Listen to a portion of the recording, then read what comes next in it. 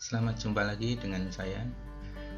Dalam video kali ini saya akan berikan gambaran tentang pemrograman aktivitas dan zonasi ruang bangunan.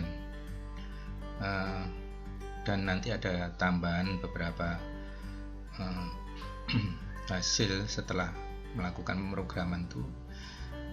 Kita harus melakukan skematik desain.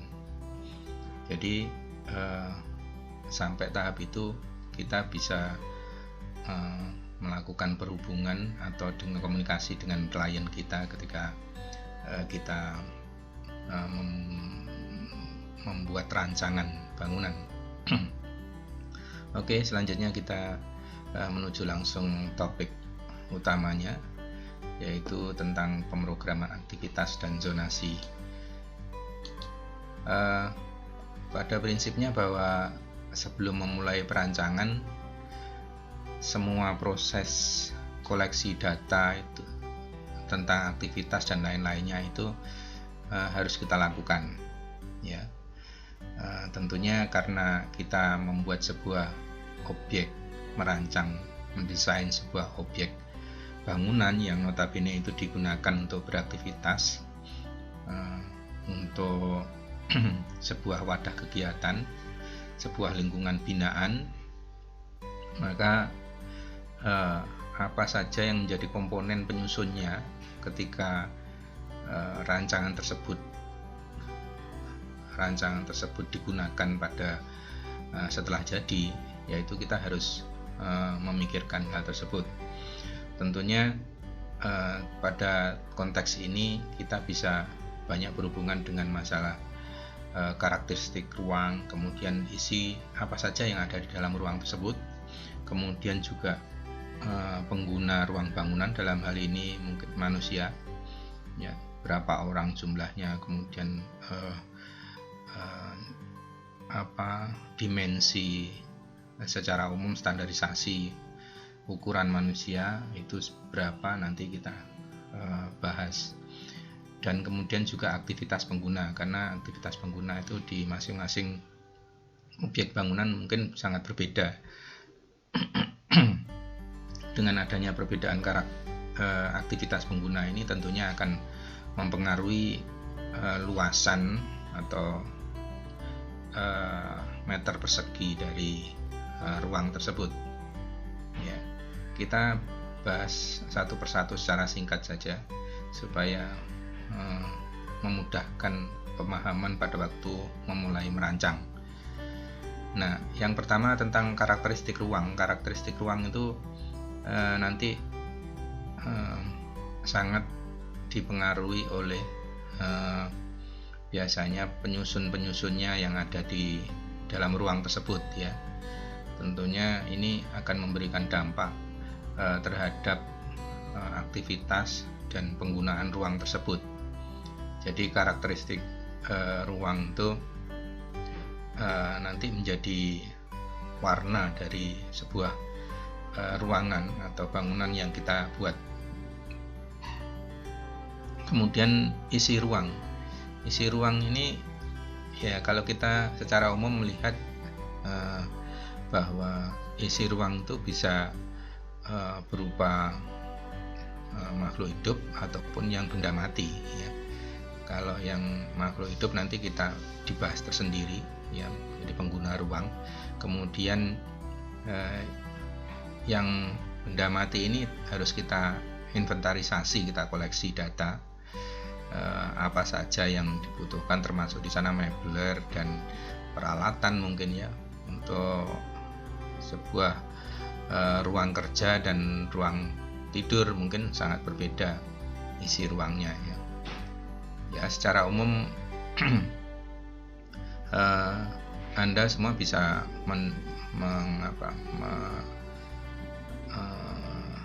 mengkompilasi atau melihat dari contoh yang ada saja.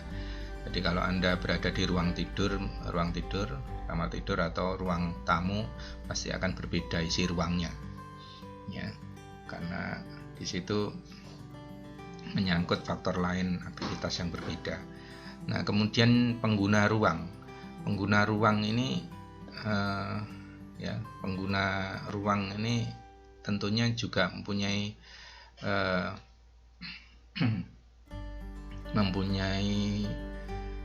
jumlah, kemudian besaran, kemudian juga perilaku yang berbeda ya, perilaku yang berbeda.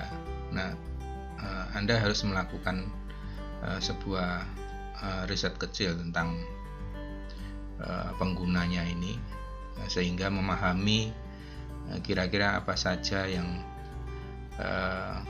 menjadi kebiasaan. Kemudian bisa jadi secara fisikal sebuah keluarga itu tidak memerlukan ruang yang besar-besar ya, karena secara fisikal mereka kecil ya. Mungkin sebuah keluarga muda yang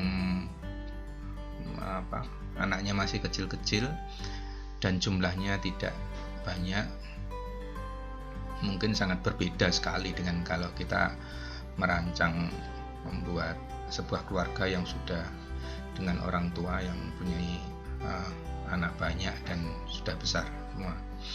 Nah, dari sisi jumlah saja nanti pengguna ruang juga sudah berbeda mengakomodasinya dalam sebuah rancangan. Nah, kemudian aktivitas pengguna. Aktivitas pengguna ini sebuah ruang tidur dan ruang kerja itu mempunyai aktivitas yang sangat berbeda. Jadi Anda harus paham aktivitasnya ini. Itu kalau dalam dibandingkan ruang dengan ruang saja. Kalau bangunan pun kita juga bisa membedakan bahwa ruang atau bangunan yang beraktivitas untuk kantor dengan bangunan untuk aktivitas rumah tangga itu sangat berbeda nantinya ya, atau bangunan rumah tangga yang satunya mempunyai aktivitas jual beli toko dan satunya tidak. Nah, itu juga berbeda ya, dan ada banyak lagi aktivitas-aktivitas yang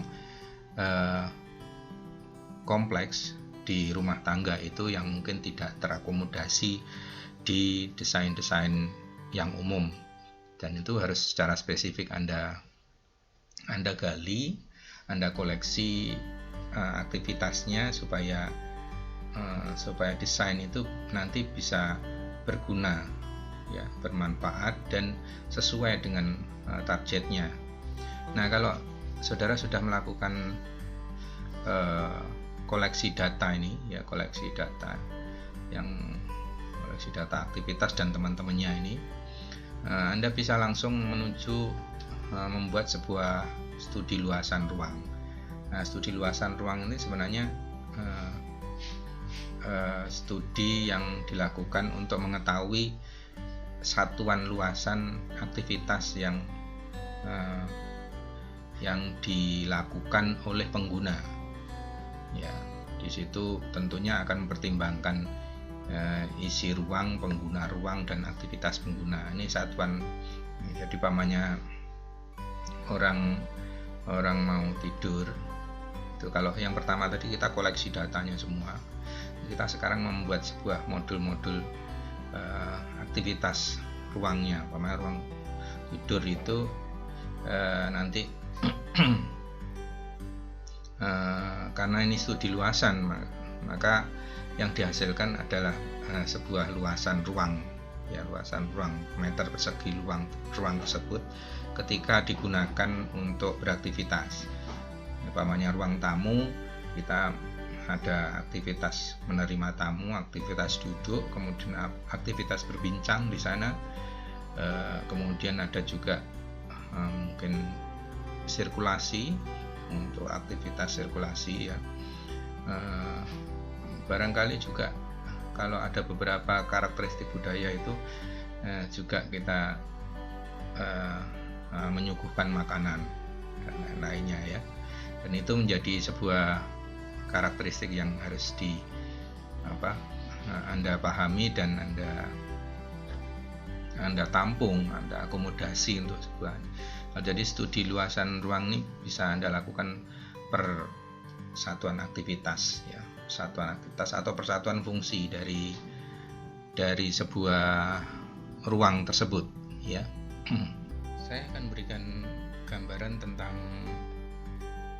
studi ruang ya. Studi ruang ini akan saya berikan gambaran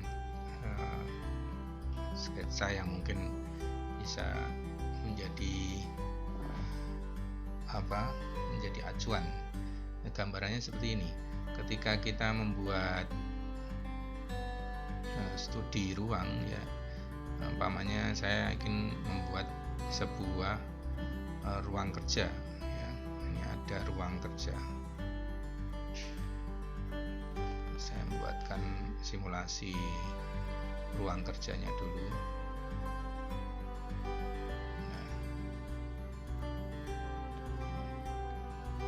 Saya ingin membuat sebuah studi ruang tentang ruang kerja ini.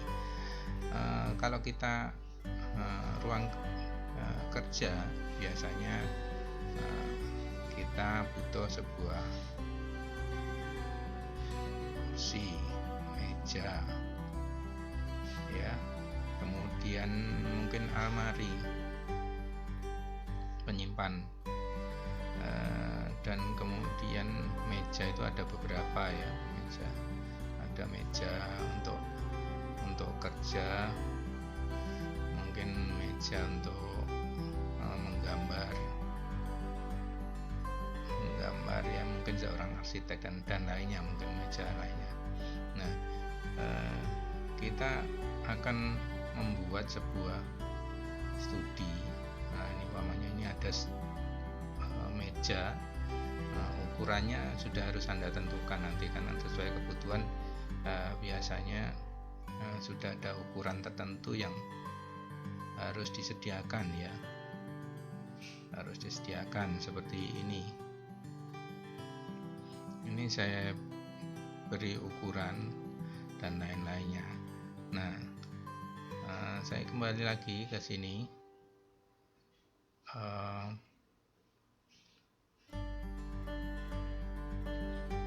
Ini biasanya ada kursi ya,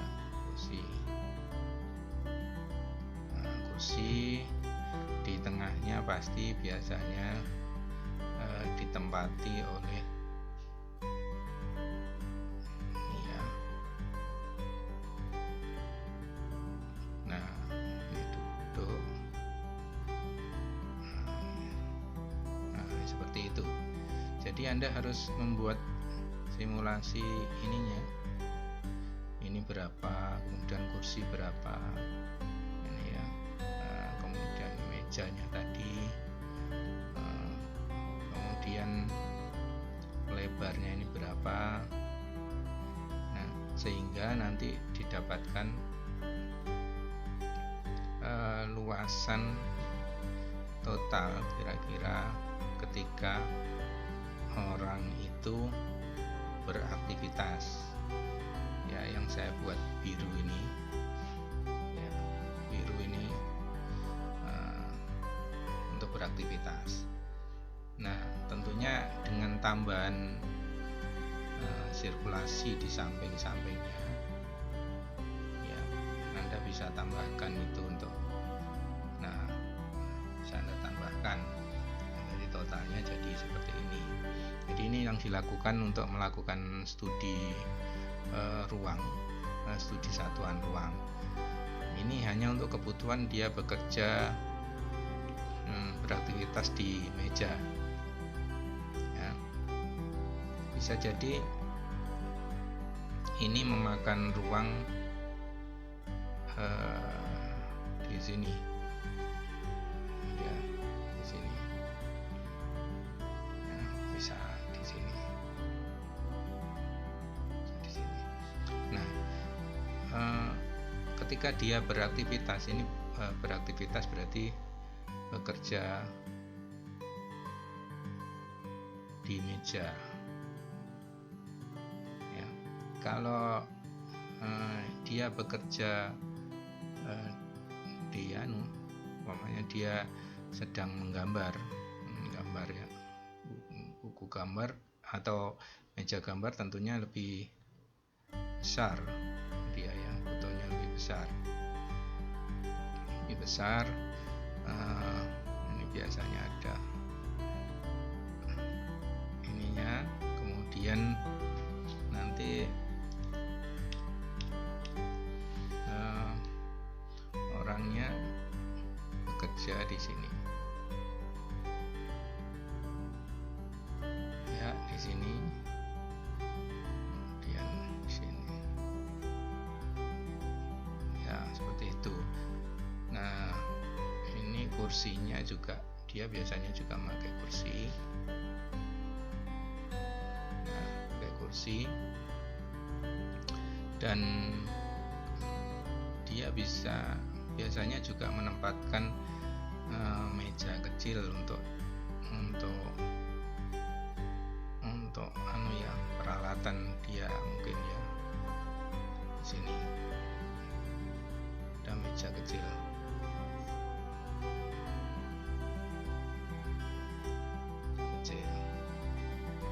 Nah, ini Anda juga mulai kalkulasi ya, mejanya kebutuhannya berapa,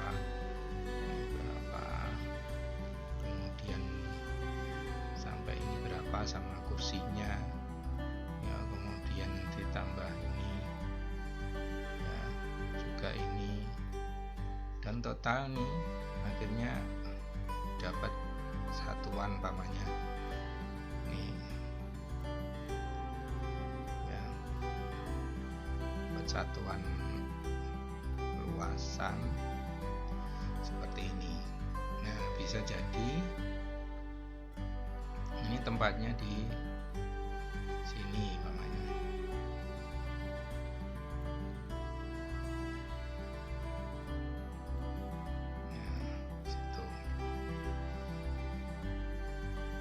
Jadi seperti itu.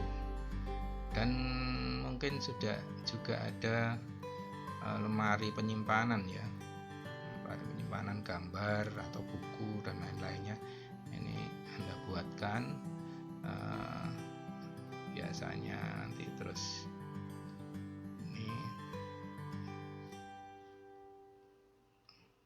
Nah, seperti itu. Tentu ini juga memakan sebuah luasan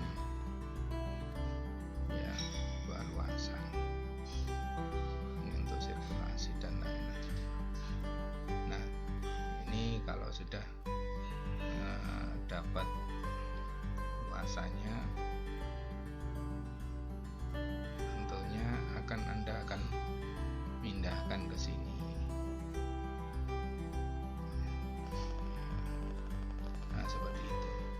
Jadi prinsipnya studi ini hanya untuk mengetahui bagaimana Anda menempatkan luasan itu yang sesuai, dan ini ada ruang-ruang diantaranya ini bagaimana sebenarnya posisinya. Ini adalah ruang-ruang sirkulasi yang ditambahkan di antara ini.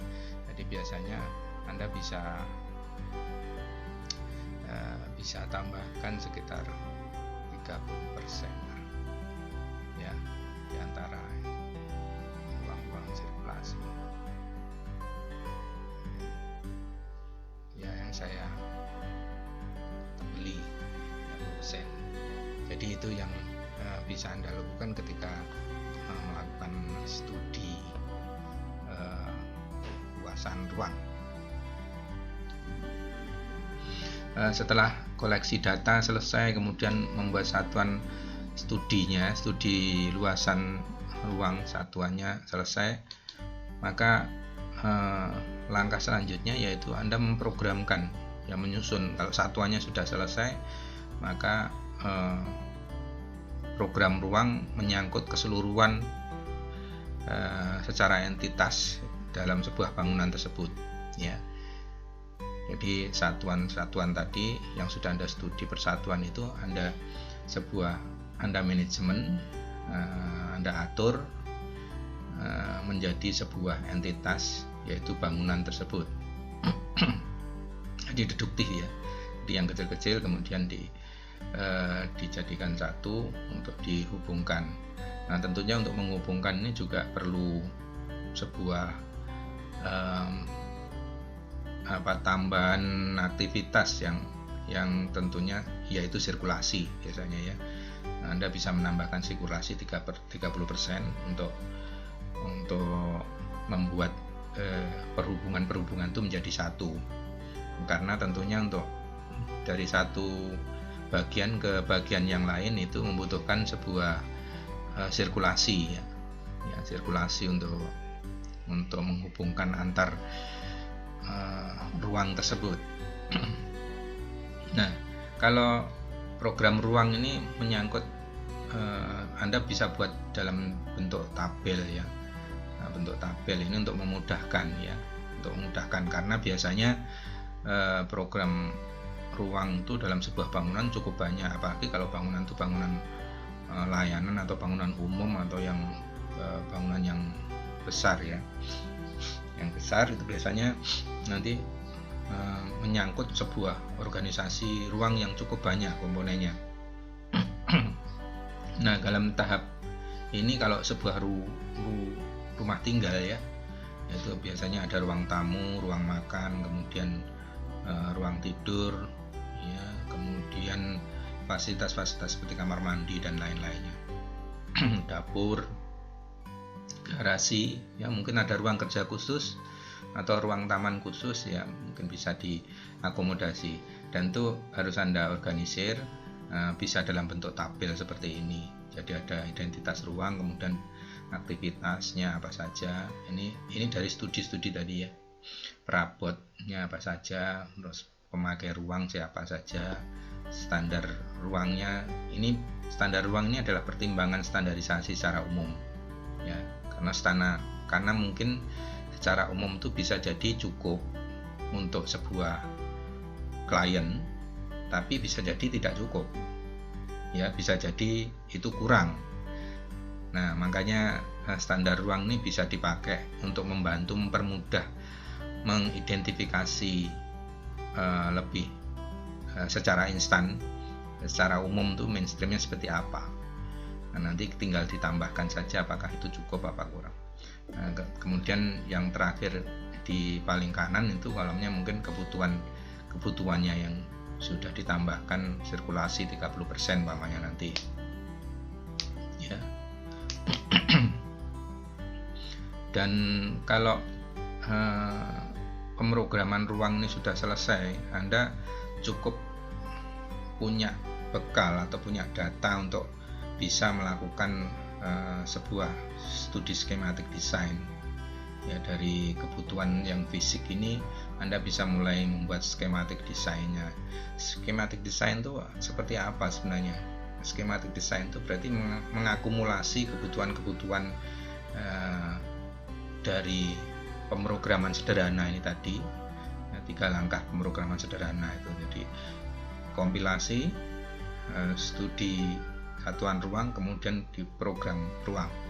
Jadi kalau sudah itu tersedia, Anda tinggal mengakumulasikan menjadi sebuah dengan kemampuan spesifik yang saudara punya ya. Masing-masing perancang desainer memang harus punya kemampuan spesifik untuk melakukan organisir data dan studi-studi tersebut menjadi sebuah karya rancangan. Nah, ini kenapa dibutuhkan seorang desainer atau perancang atau arsitek dalam hal ini untuk bangunan, untuk mengakumulasi atau melakukan penerjemahan dari kebutuhan ini, tingkat need ini, kebutuhan ini menjadi sebuah desain. Jadi sebuah desain yang menarik dan sesuai dengan karakteristik yang diinginkan oleh klien kita. Nah, skematik desain ini nanti memunculkan banyak penggolongan-penggolongan atau juga keputusan-keputusan ketika kita melakukan grouping ya, atau zonasi pada sebuah rangkaian kegiatan ya. Di zonasi atau grouping kegiatan itu sebenarnya bisa dilakukan juga pada waktu pemrograman ruang ya. Anda bisa memasukkan di sana faktor atau komponen di listnya ini, di tabelnya ini dia termasuk grup mana, karena prinsipnya bahwa pemrograman itu sebenarnya manajemen untuk mengatur kebutuhan dari klien ya. Jadi karena banyaknya data yang berserakan mungkin ya, ini supaya lebih mudah itu diorganisir dengan di program ruang dengan tabelisasi seperti ini. Nggak harus memang tabelisasi, cuman langkah mudahnya karena banyaknya, nggak mungkin Anda melakukan melakukan identifikasi dengan data yang teratur seperti itu tanpa menggunakan tabel, karena cukup rumit untuk diingat-ingat, tidak bisa ya. Jadi harus tetap dibantu oleh tabel tersebut ya. Nah, untuk dari tabel ini juga untuk membantu memberikan informasi tetap ya, informasi tetap yang bisa kita baca secara langsung ketika kita membuat skematik desain. Nah, skematik desain itu nantinya akan sangat dibantu oleh ini. Dan zonasinya muncul sebenarnya. Zonasi itu grouping dari aktivitas atau kegiatan, sehingga kegiatan tersebut sesuai dengan kelompok zonanya. Karena kebiasaan ya, zonasi itu memang zonasi ndak wajib dilakukan, cuman dia akan membantu pada beberapa kasus dengan studi ruang yang cukup kompleks. Zonasi akan sangat berguna ya. Ada beberapa karakteristik ruang yang tidak bisa dicampur atau dipisahkan justru malahan ya. Jadi bisa diatur zona-zona yang sesuai, zona-zona yang berhubungan atau kelompok-kelompok yang berhubungan, sehingga memudahkan aktivitas dari penggunanya tersebut. Jadi ketika kita melakukan zonasi terhadap sebuah organisasi ruang ya, kita sebenarnya melakukan sebuah pengelompokan atau grouping terhadap aktivitas-aktivitas yang saling menunjang dalam satu kelompok, dalam satu klaster kegiatan. Jadi itu bisa dilakukan ketika beberapa aktivitas tersebut dalam pelaksanaannya, dalam pelaksanaan penggunaannya nanti masing-masing saling menunjang dalam jarak yang sangat berdekatan ya, dalam jarak yang berdekatan. Nah, itu biasanya dilakukan grouping atau zonasi yang dalam satu wilayah, dimasukkan dalam satu zona. Jadi contoh sederhananya seperti ini. Saya buatkan di sini kita mau merancang sebuah ada beberapa organisasi, ada dari bubble ya, dalam bentuk ini, dalam bentuk ya, ini kegiatan-kegiatannya umpamanya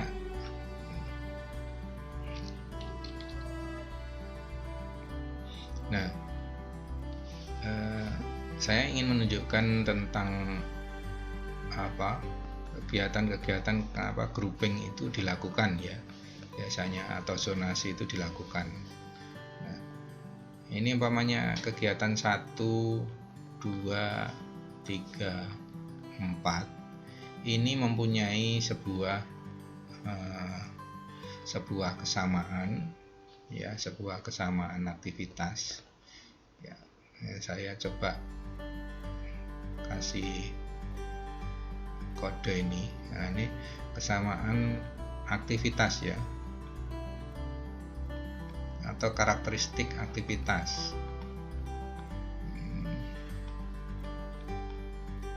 Karakteristik yang dimaksud adalah mereka saling menunjang ya, saling menunjang kegiatannya ya.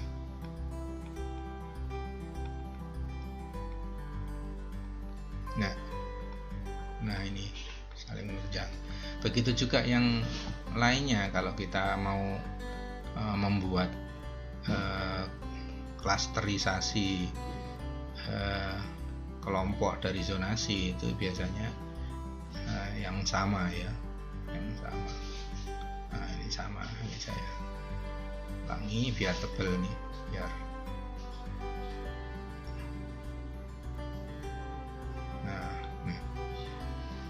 jadi kelompok-kelompok ini yang nanti bisa dijadikan satu. Umpamanya di sini keterikatan antara karakteristik ruang ini sifatnya lebih banyak privat ya, tidak berhubungan dengan orang di luar. Ini umpamanya sebuah rumah tinggal ya, tidak banyak berhubungan dengan aktivitas orang yang dari luar ya, maka ini bisa dikelompokkan jadi zona yang privat,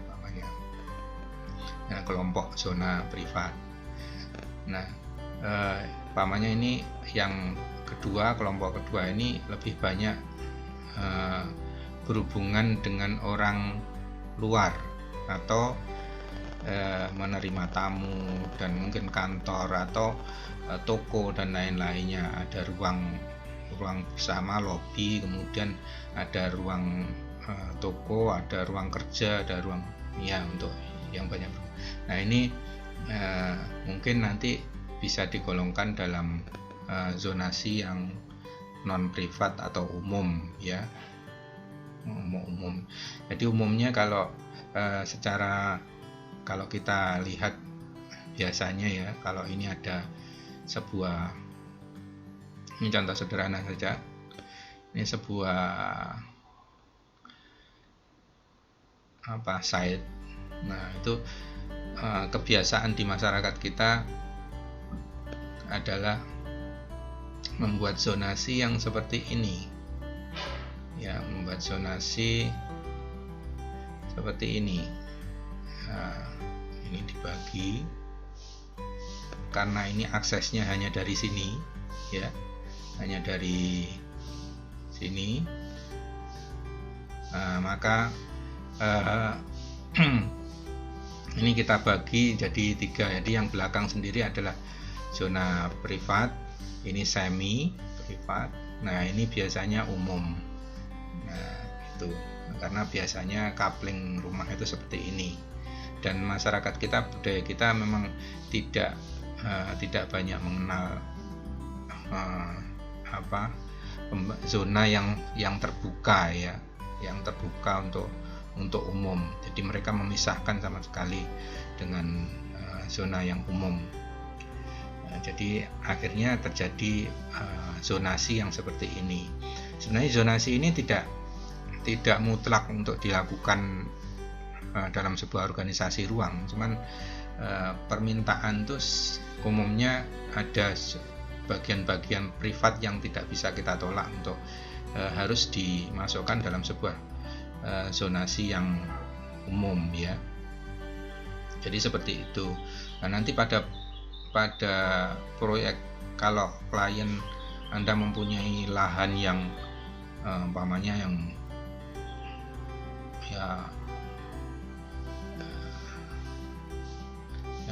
lahannya yang aneh umpamanya ya, tidak seperti ini.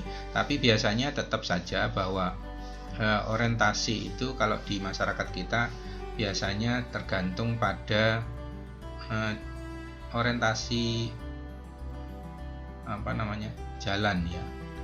Nah, umpamanya jalannya di sini ya, ini pasti yang dekat jalan ini pasti mempunyai zonasi yang umum ya, zonasi yang umum, yang sana privat. Apakah harus seperti itu? Ya enggak. Ya tergantung klien nanti ya. Kalau klien itu memang secara karakteristik dia mempunyai pandangan yang terbuka terhadap ruang dan tidak hanya memerlukan beberapa ruang-ruang privasi yang khusus untuk beraktivitas dia, ya sebenarnya nggak masalah. Kita tidak harus seperti itu ya. Jadi sangat kasuistis sekali. Jadi zonasi ini sangat kasuistis sekali. Jadi apalagi sekarang di era keterbukaan seperti sekarang ini, mungkin kultur terhadap itu juga kultur terhadap privasi itu juga semakin berkurang dengan kondisi zaman era 4.0 ini ya, 4.0 ini semua terbuka, karena informasi semua bisa terbuka tanpa harus kita menutup rapat di dalam sebuah dinding pun ya, karena informasi itu. Jadi mungkin saja sekarang sudah tidak mainstream seperti ini ya. Jadi bisa saja ruang privasi itu cukup, umpamanya zona privasi itu cukup dengan membuat pembatas wilayah ruang kerja dan kamar saja. Itu bisa jadi seperti itu ya. Nah, sekarang mungkin eranya seperti itu. Yang lainnya sudah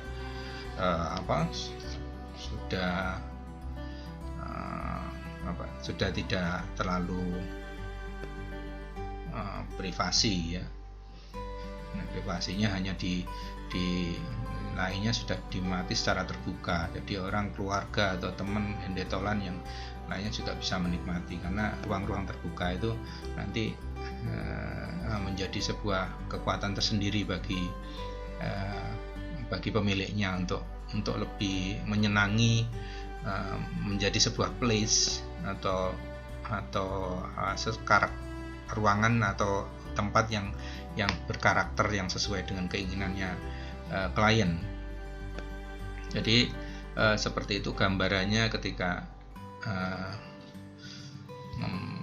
kita melakukan studi tentang zonasi itu. Nah, ini saya akan lanjutkan cara membuat skematik desain ini, karena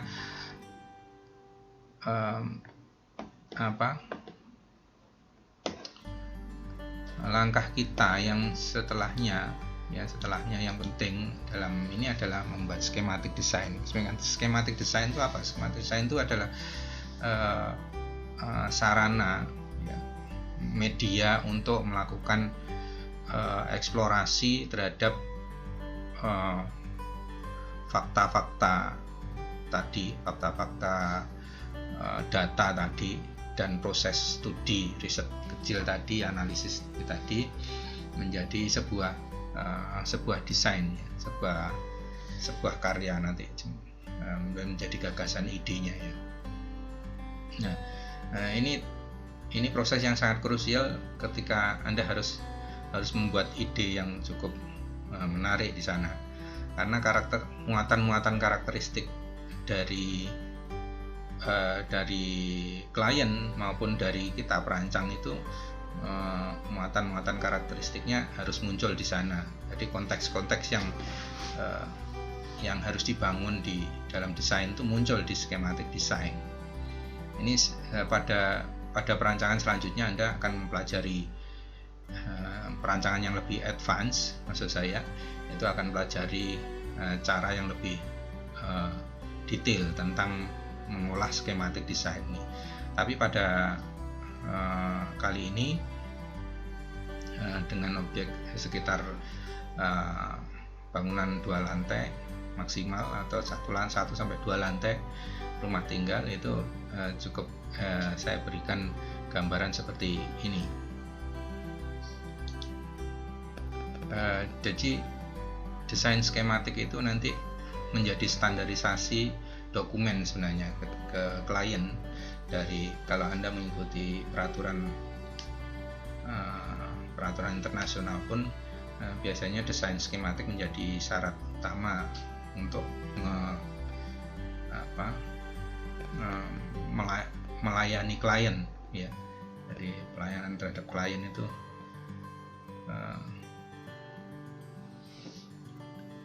harus dilakukan dengan salah satunya membuat desain skematik ini.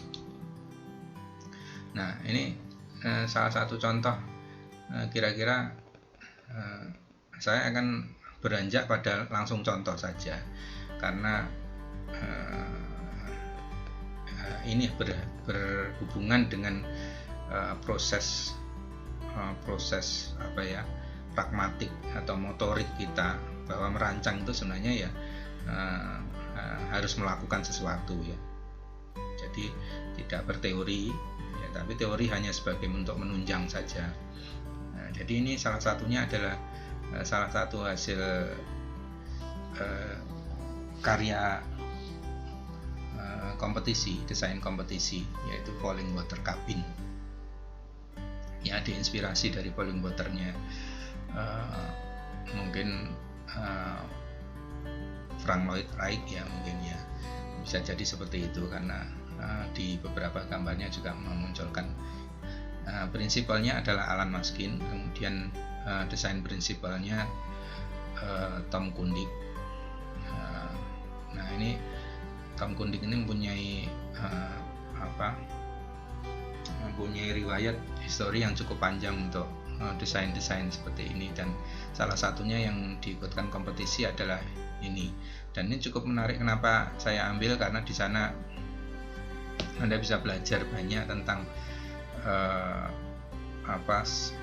sketsa tentang falling water cabin ini, mulai dari awalnya, dan hasil desain skematik ini nanti akan dikembangkan biasanya menjadi dokumen gambar pengembangan ya.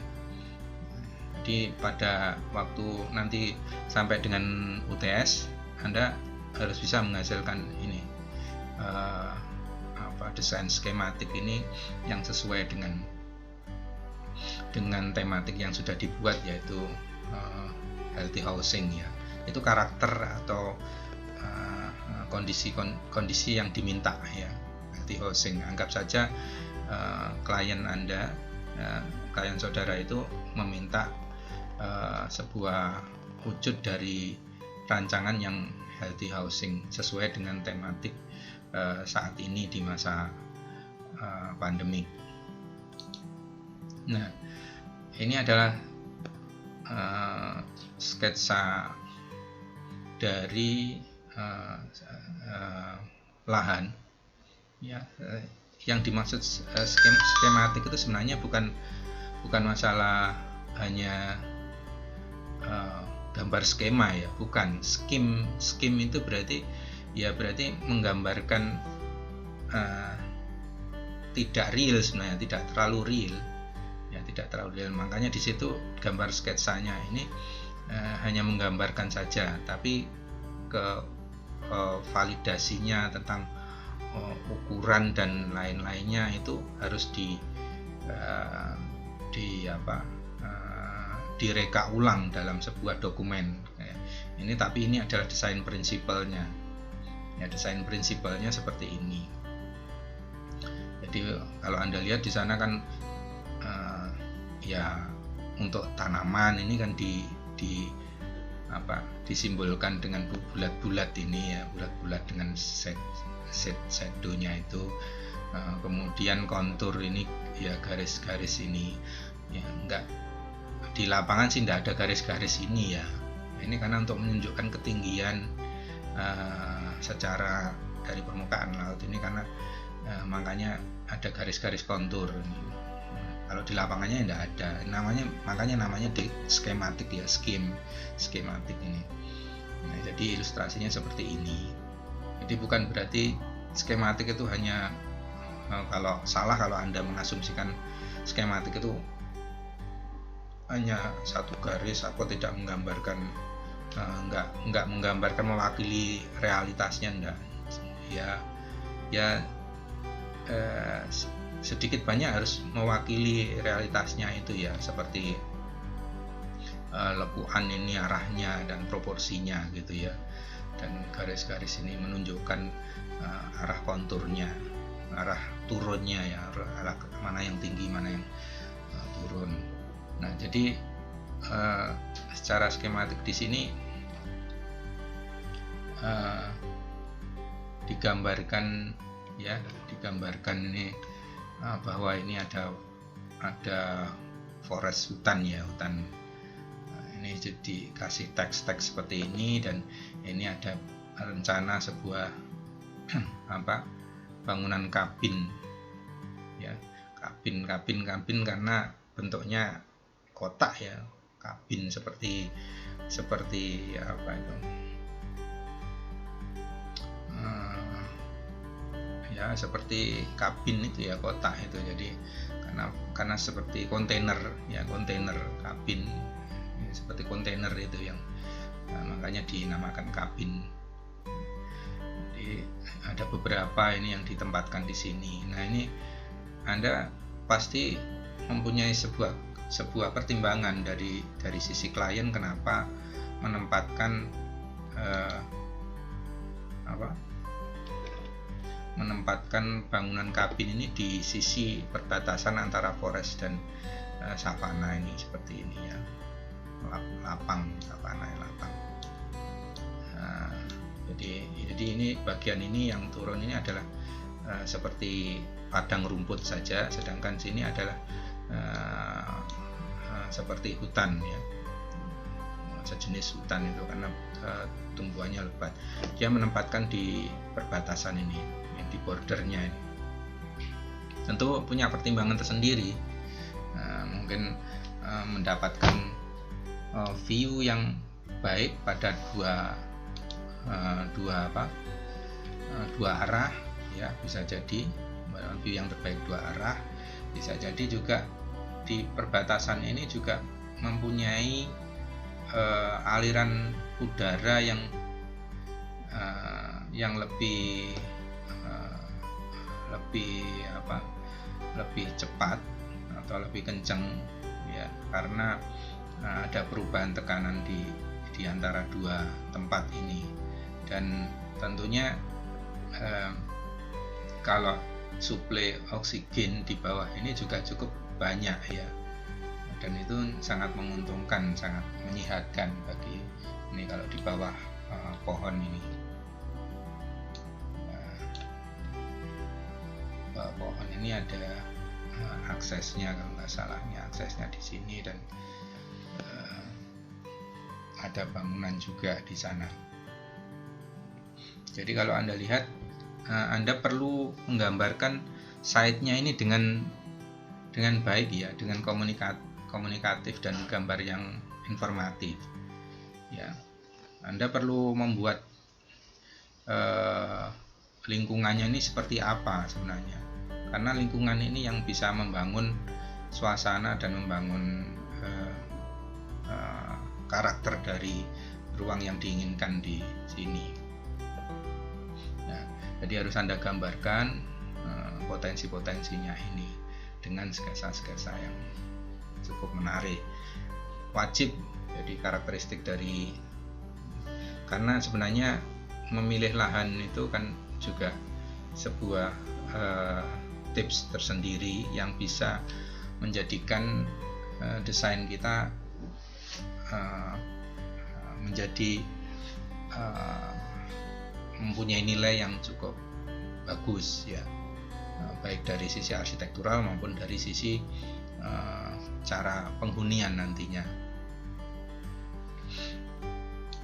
Nah, selanjutnya, ini kalau kita lihat secara lebih detail lagi ya, ini tadi kan detailnya seperti ini ya, detailnya seperti ini. Kemudian posisi kalau dipotong itu seperti ini. Jadi ini yang menghadap padang rumput, ini yang hutan. Tentunya dengan adanya pohon-pohon ini, dia mendapat menempati ruang shadow dari ini ya. Jadi pembayangan terjadi pada waktu bangunan-bangunan ini ditempatkan di bawah ini vegetasi ini yang tinggi. Jadi di situ ada istilah ekotone ya, transitional zone between two community containing the characteristic species of each. Jadi ada dia menempatkan pada dua sisi ekosistem yang berbeda, karakteristik yang berbeda antara ini dan padang rumput ini.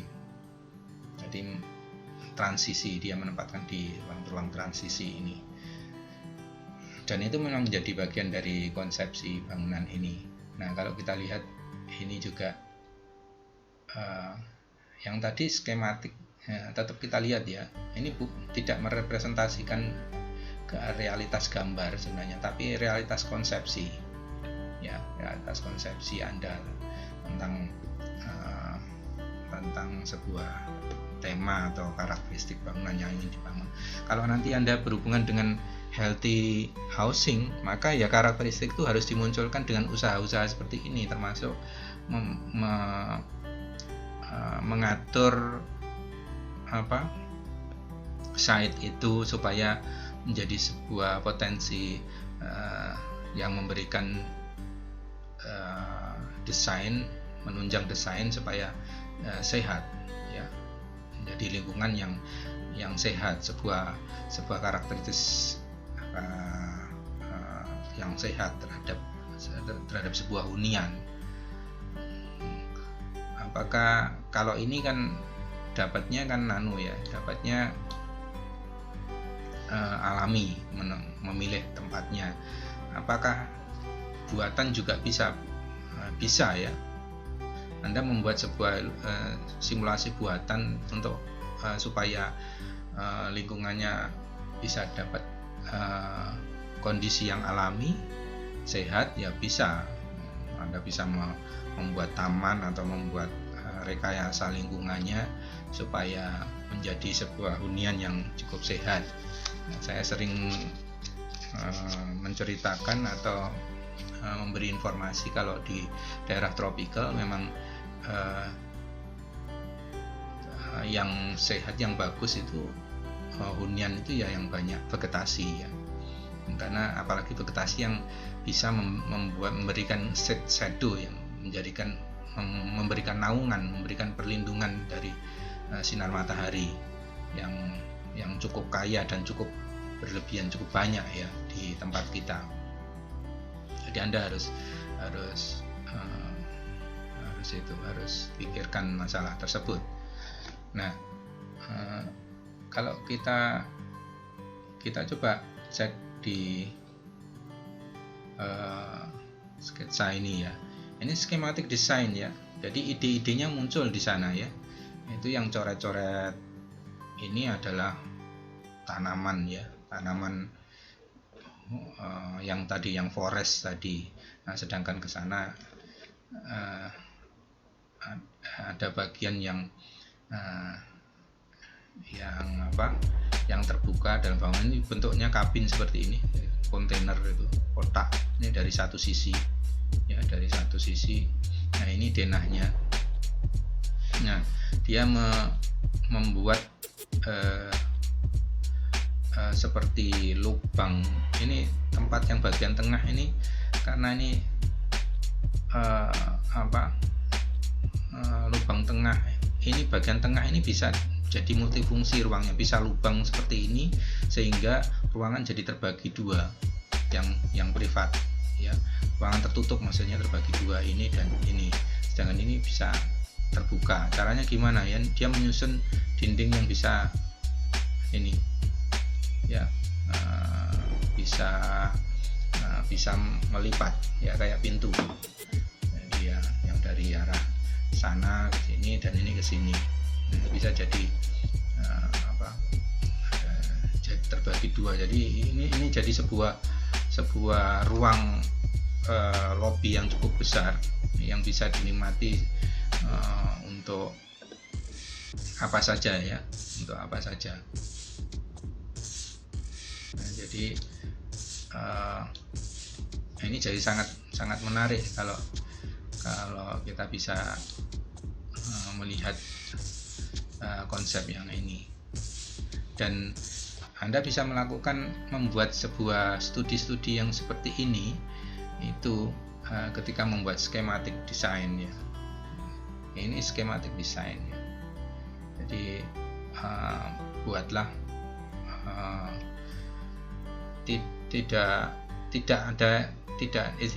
tidak ada gambar yang definitif dulu di sini ya. Jadi gambar ini memang masih bisa berubah ya, karena ini proses eksplorasi desain pada prinsipnya di gambar schematic design ini. Tapi di sana sudah secara prinsip itu berarti yang inti-inti itu sudah bisa kita lihat tentang, kalau umpamanya di denah aja itu kita sudah bisa lihat ruang tidur, kemudian ada ruang untuk family room ya, kemudian kamar mandi dan lain-lainnya ya, fasilitas penunjang ya. Ini ada sama dalam dua sisi ya, dalam suatu sisi bisa dihuni. Ini bisa jadi sebuah hunian yang dua tempat yang jadi satu ya, satu. Nah, ini di sini juga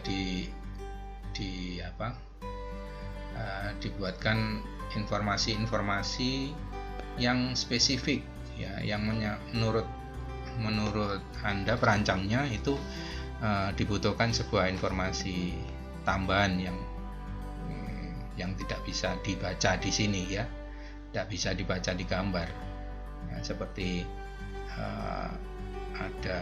ada steel sink di sini, umpamanya ada buket dan lain-lainnya ya, ada store, ada ya bagian-bagian yang mungkin tidak bisa diinformasikan atau ingin diinformasikan karena itu mempunyai karakter yang spesifik. Nah, ini bagian lain dari desain tersebut. Nampak itu ada, kalau nggak salah ada 3 ya, ada 3 tempat. Nah, ini yang bagian lain atau mungkin juga alternatif lain ya dari desain tersebut. Jadi ada, kalau nggak salah ada 3 kabin di sana, ada yang ini mempunyai karakter yang berbeda dengan yang tadi. Nah, itu kalau Anda lihat secara samar-samar di bagian bawah gambar ini ada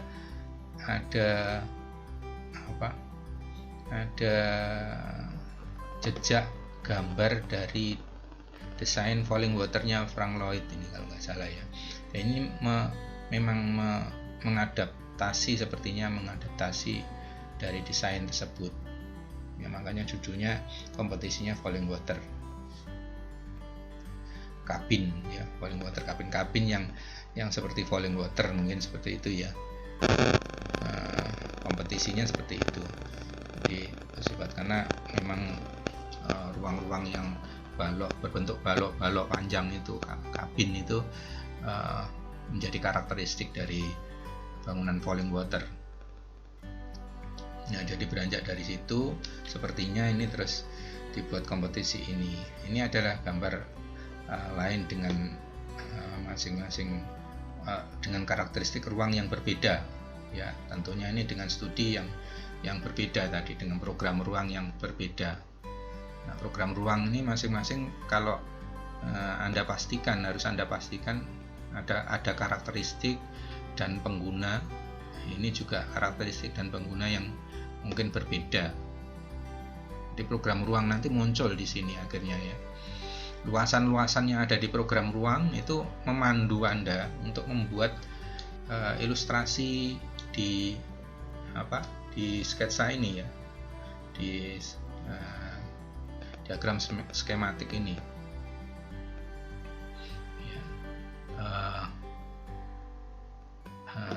ada informasi-informasi yang muncul di sini adalah catatan-catatan dari perancangnya gitu. Dan dokumen ini nanti biasanya sudah menjadi bagian saat diskusi dengan klien ya. Jadi dokumen ini nanti kalau Anda menjadi perancang membuat desain, ini wajib Anda buatin skematik desain ya. Dan itu menggunakan menggunakan keahlian Anda menggambar secara manual ya, itu digunakan untuk menjelaskan ini. Jadi kenapa kok tuntutannya gambar ini harus Anda sajikan manual, karena perubahannya bisa cepat ya, Anda harus kita transformasi dalam bentuk digital dulu kemudian baru karena itu nanti makan waktu. Jadi mesin gambar yang paling bagus dan paling cepat untuk mengakomodasi ide-ide kita itu ya tangan kita ini. Ya, tangan kita ini sebagai, maka jaga tangan Anda yang bekerja sebagai desainer supaya profesi Anda terjaga. Ya, kalau tangan Anda itu sudah rusak duluan, maka Anda tidak bisa dengan baik untuk mengakomodasi pikiran-pikiran kreatif Anda nanti. Ya, jadi seperti itu. Nah, ini juga sketsa ketika kita potong, ketika dipotong itu ya, dipotong ini skematik desain juga ya. Jadi dia menggambarkan antara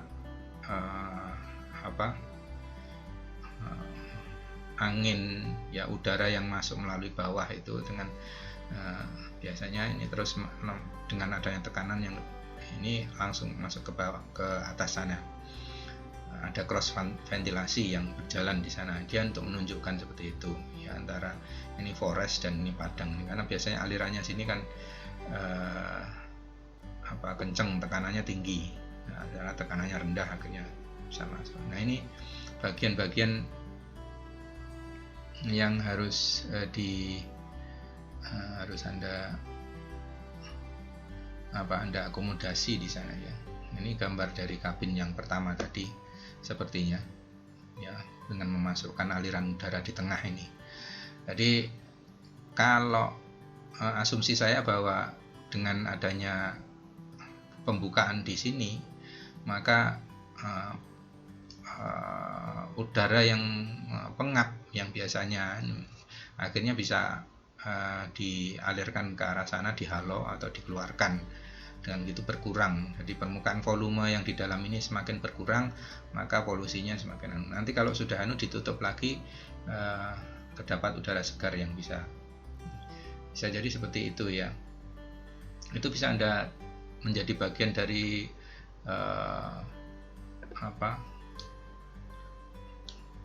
healthy housing sebenarnya ya, healthy housing, jadi rumah yang sehat. Jadi kabin ini meskipun dalam bentuk hunian yang sederhana, kotak, tapi sangat akomodatif terhadap psikis maupun psikologis, kebutuhan psikis maupun psikologis. Nah, ini kalau kita lihat di sini ada survei tentang view di sana lebih lebar, lebih luas, karena view di sana lebih. Terkadang orang membutuhkan sebuah pengalian view yang bisa sesuai dengan mood yang ada ya. Makanya di sini juga terdapat yang bagian yang dibuka tadi ya, bagian tengah ini dibuka ini, jadi bisa untuk bercengkerama di sini seperti ini, seperti teras itu nanti ya. Ada tonjolan di sini dan ada yang ruang terbuka, ada undang-undangan di sana. Dan secara psikologis kita juga terpengaruh terhadap situasi atau tentang karakteristik ruang yang terbuka dan yang padat ya. Kalau di dua arah ini ya, ada yang berbeda, dan itu sangat menguntungkan bagi kesehatan kita sebenarnya ya. Nah, Saya lanjutkan. Nah, ini bagian ini sudah mulai terdefinisi di digitalisasi dengan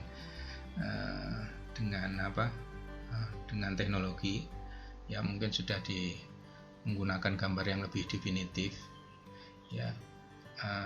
Meskipun ini sebenarnya masih bisa berubah ya, ini informasi ini bisa berubah biasanya, dan gambar-gambar ini hanya untuk menentukan setelah definisi dari klien itu lebih fix ya. Jadi Anda lihat tadi ya, ini Anda lihat ini tadi yang ini bisa dibuka ke sana, ini juga bisa dibuka ke sana. Jadi ini ada sebuah pintu yang terbuka. Ini kalau dibuka berarti menghubungkan antara ruang sini dan sini ya, forest dengan savana ini yang di depannya. Itu bisa menjadi daya tarik dan menyehatkan sekali. Nah, ini gambarnya sudah mulai definitif ya, berbeda dengan yang tadi. Meskipun gambar ini definitif, tapi masih bisa berubah ya, bisa berubah. Dan ini ilustrasi dengan bantuan ya. Jadi tidak ini hanya membuat ilustrasi tentang volume dan efek sederhana dari ruang tersebut. Ini yang tadi yang bisa dibuka tadi ya, konsepnya yang bisa dibuka. Jadi idenya cukup bisa digunakan karena ada potensi yang ada di dua tempat tadi, dua spesies lingkungan yang berbeda ya, dua spesies yang berbeda. Jadi ini ada posisi satu ini terbuka, kemudian posisi yang satu ini kalau dibuka angin seperti ini, kalau dari dua arah bisa langsung. Kalau ada angin, kalau dibuka seperti ini yang dapat udara banyak mungkin ya. Kalau ada angin dari sini, dia akan mengarahkan angin ke ruangan ini. Demikian juga dibuka seperti ini akan mengarahkan ke sini dan akan bersirkulasi di dalam ya, akan bersirkulasi di dalam. Nah, ini mungkin sudah dikonsepkan kenapa kok di pinggir tadi ya, di pinggir antara dua environment yang berbeda, antara forest dan savana. Tadi savana ini biasanya anginnya akan kencang di sana ya, dimanfaatkan untuk memberi udara segar di sana. Ini juga gambaran tentang ini sudah mulai sudah mulai definitif gambarnya, sudah mulai definitif dengan kondisi seperti ini. Nah, ini di komponen-komponennya ya, komponen-komponennya ada solar panel, berarti ini menunjukkan bangunan ini berusaha untuk sustainable ya, berusaha green ya, menggunakan potensi alam ya, potensi lingkungan. Roof panel, kemudian wood, glass box, sliding screen di sini ada sliding screennya. Sliding screen ini berarti digeser ya, bisa digeser, namanya sliding screen, karena mungkin butuh privasi dan lain-lainnya, bisa dimanfaatkan dengan sliding screen. Kemudian ini exoskeleton. Nah, ini penunjang bawah aja ya, konstruksi bawah yang menunjang atas ini. Ini Anda lihat, ini ada sliding screen, jadi di sini digambarkan. Jadi bisa digeser karena untuk kebutuhan privasi mungkin ya.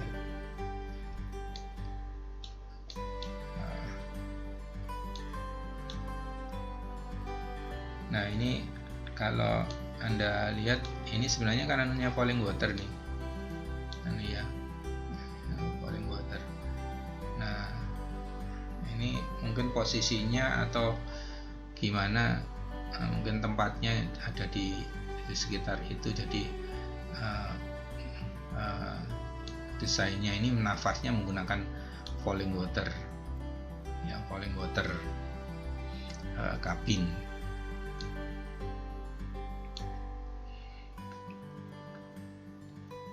Ini saya lanjutkan. Nah ini perspektifnya ya, ini kalau kita dipotong seperti ini sliding screen-nya ada di sini, sliding screen. Jadi bisa, mungkin kalau terlalu terang gitu ya, terlalu terang yang terlalu banyak ya, mungkin harus di sliding screen, atau juga privasinya lebih terjaga, lebih. Nah ini dalam ruangannya. Jadi kalau ini sudah hasil jadinya, kalau tadi sampai dengan ini tadi kan Anda membuat skematik desain. Kalau mulai dari ini sudah mulai membuat gambar definitifnya ya. Ini Pak, ada solar panelnya yang di atas, kemudian ini ruangannya, ruang keluarga. Nah ini ada ruang keluarga, di sana ada ruang tidur kalau nggak salah itu di sana. Ini yang bisa dibuka karena ini ada jalurnya, ini bisa dibuka ke sana. Ini bisa sliding screen-nya. Jadi kalau mau ditutup bisa digeser. Cukup menarik sih ini ya, meskipun ini kabin tapi ini bisa, dan Anda lihat bahwa satu lapis per pembatas ya, selubung bangunannya, dinding itu bisa terdiri dari beberapa lapis, tergantung kebutuhan ya. Kalau di sini ada sliding yang berupa bisa setengah tembus pandang, yang satunya masif, jadi bisa sendiri-sendiri. Di sini ada kaca, di sana ada sliding screen juga yang di luar. Jadi Anda membuat dinding itu bukan berarti pokoknya untuk hanya berfungsi membatasi ruang gitu saja, enggak ya, tapi tergantung kebutuhan, bahwa dinding itu harus berlapis 2 dan lainnya, itu boleh ya, apalagi dengan material-material yang bisa knockdown. Jadi sekarang banyak dikembangkan kalau di desain menggunakan material aluminium dan lain-lainnya itu yang lebih ringan dan lebih fleksibel daripada yang dinding masif ya. Dinding masif yang dinding harus dibangun dengan beton dan lain-lainnya. Nah itu mungkin untuk bangunan-bangunan yang low rise sebenarnya tidak terlalu urgen ya, karena dengan memanfaatkan teknologi sekarang ini kita bisa membuat ruang itu jauh lebih fleksibel dengan material-material yang lebih ringan. Nah ini kalau dari luar ya, ini tadi posisinya ini kan padang rumput kayak savana itu, terus sana forestnya ini dia ditempatkan di sini di pinggir. Nah ini termasuk semifinal dalam kompetisi desain falling water gitu ya, falling water competition, falling water cabin competition. Nah ini Anda bisa lihat bahwa posisi dari kabin ini, hunian ini cukup menguntungkan sebenarnya di antara dua ini ya. Dan ini magetnya ya, magetnya itu posisinya yang di atas itu ya, ini maget bangunannya itu posisi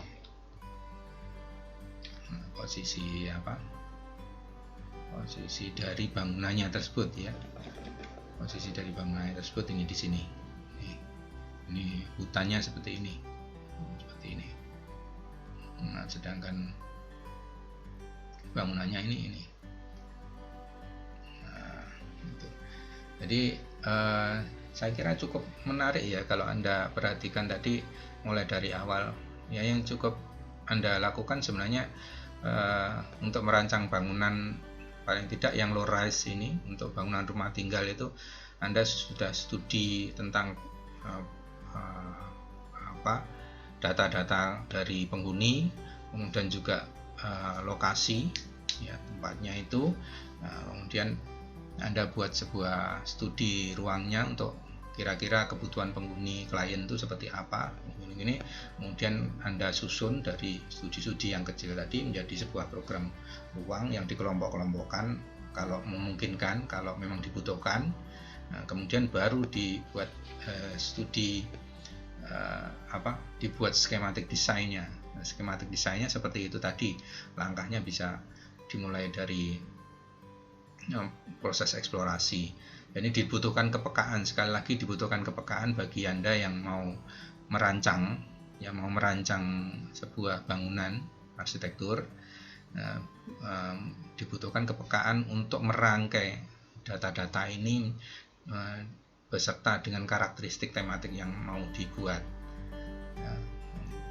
Nanti untuk yang identifikasi langkah skematik desain yang lebih lanjut mengenai tema itu Anda akan mendapatkan di